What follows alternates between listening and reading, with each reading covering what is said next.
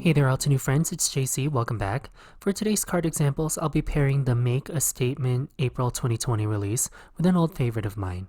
I get ideas for this series from you all, the amazing Altenew fans, so make sure you like this video, subscribe, and let me know if your Altenew favorites you would like featured in the comments below.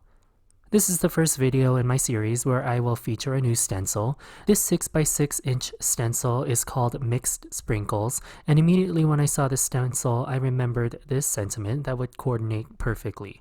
You deserve a day sprinkled with fun sentiment comes from the Way Too Sweet 4x6 stamp set. This stamp set has many easy to color outline images with coordinating dies. I already made a card sample for Altenew using this pairing, but this time I'll show you how I made this card and 3 additional examples. It's really easy to make, so let's get started. With the Mixed Sprinkle stencil, I'll grab the new Altenew silicone stamping mat. I'll lay this 12x16 inch mixed media mat over my Altenew cutting mat to help keep my workspace clean. I'll also pick up my well-loved Altenew embossing paste as well as an inexpensive palette knife.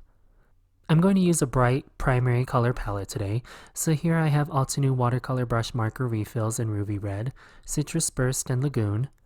I'll tape down my A2 sized panel of white cardstock beneath the Mixed Sprinkle stencil and put 3 dollops of embossing paste directly on my stamping mat. I'll color these dollops with 1 or 2 drops of watercolor brush marker refills. These colors are concentrated, so you don't need to add too much color to dye the embossing paste. After mixing the colors into the embossing paste, I'll add hefty scoops of color down the side of my stencil, slightly overlapping the paste to help mix the colors where they transition. Then to make this easy on myself, I'll take a ruler or flat edge and scrape the pigment in one motion horizontally on my paper to distribute the embossing paste. If you've ever seen screen printing on t-shirts, this is the same principle. I was able to make 4 panels total with the embossing paste I used. So while those are all drying, I'm going to clean off all my tools with some soap and water, including the Altenew silicone stamping mat, for easy cleanup and move on to the next element to these cards. Here is the adorable 4x6 Way Too Sweet stamp and die set. I'll quickly stamp the 2 cupcake images using Altenew Permanent Black Crisp ink and my Mini Misty on some 2 3/4 by 4 1/4 alcohol marker friendly white cardstock.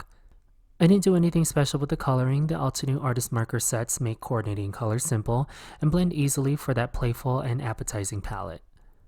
I used the same brown palette on all the wrappers, and that is the Coffee Break Layering Inks from Set D.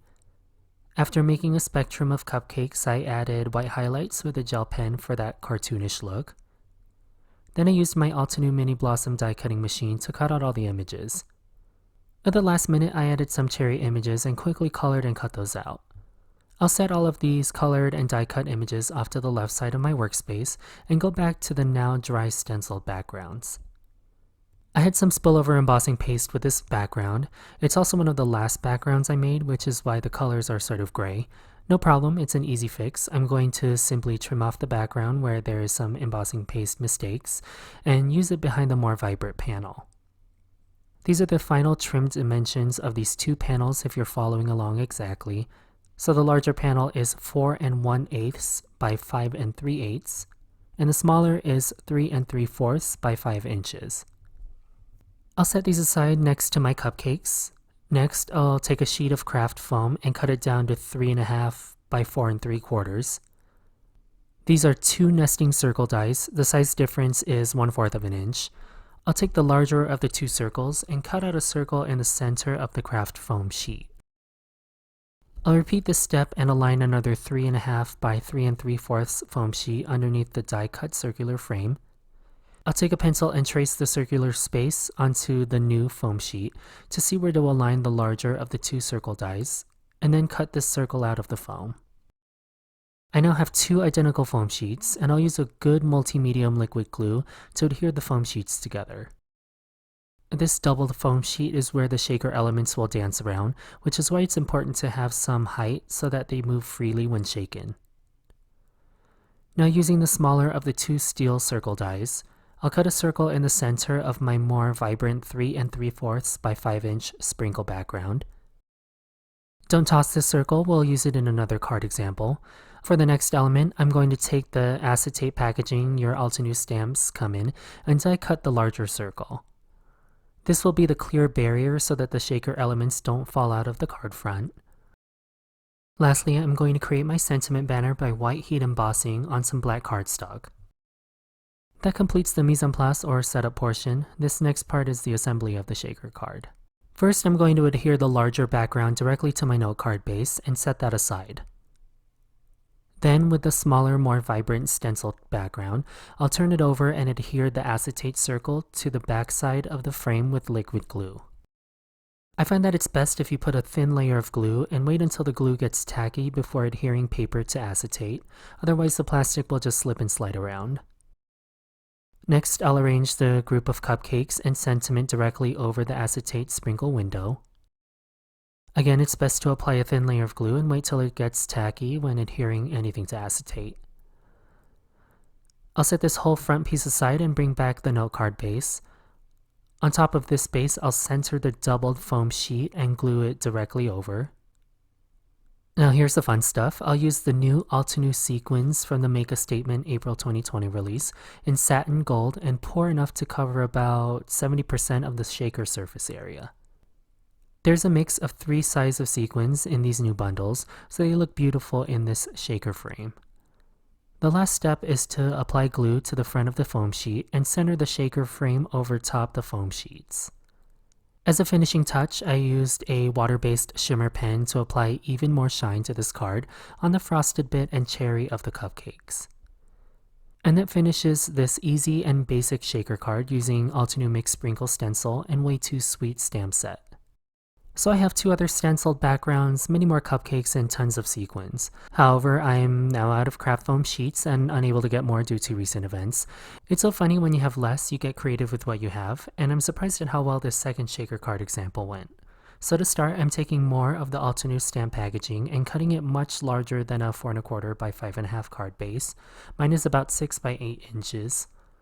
On top of the trimmed acetate sheet, I'm placing an A2 piece of cardstock to help illustrate the next step. I'm going to cut the acetate in a way to give me clean corners when glued down. It's easier for me to show you what these look like than describe them, but the most important part is that there is a margin between the inside corners of the acetate and the corners of your cardstock. Once I've cut the acetate like the first shaker card example, I'll apply a thin layer of multi-medium glue to the cardstock, wait until it's tacky, and fold up one side of the acetate to meet the paper. I'll repeat that for the 2 adjacent sides, leaving myself with an open pocket. The thinner the plastic, the better, as it is easier to fold and crease. I used a bone folder to help the glue and the plastic create a seamless seal all the way around. Okay, like I said, I have only 3 of the sides sealed. Now in the open pocket, I'll apply enough sequins to cover about 30% of the surface area. I'm using the new satin white Altenew sequins. Then I'll close this last side by applying a thin strip of glue, waiting until it's tacky, and burnishing the acetate to the paper. That finishes the shaker element to this card. In my example, I'm making a full shaker card front. However, you can make the shaker card element whatever size you want, as long as you have a substantial piece of acetate to make your pocket. So now all I have to do is adhere this shaker card front to my note card base. After that, I use the offcuts of craft foam to raise up certain elements like the cupcakes and the offcut of the stenciled background. And there you go. There are ways to make shaker cards, even if you don't have craft foam or nesting dies. I was able to make 4 cards with the backgrounds and cupcakes I made and colored. The 3 on the left have the full shaker card front, and the last one on the right is the one made with the craft foam frames. And that's it. Altenew Mix Sprinkle Stencil and Way Too Sweet Stamp and Die Set are a perfect pairing. This bright and playful palette is perfect for someone you think deserves a day sprinkled with fun.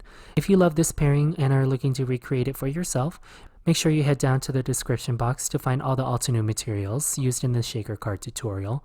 While you're there, make sure you like this video, share it with your Altenew friends, and subscribe if you haven't already. Thank you so much for watching, please stay safe, and I'll see you in the next one.